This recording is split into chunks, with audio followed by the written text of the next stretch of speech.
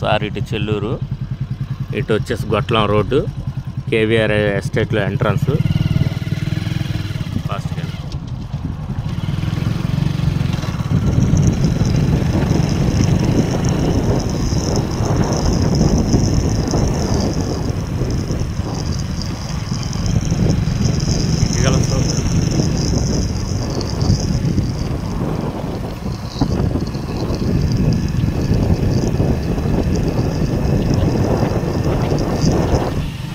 Layout park.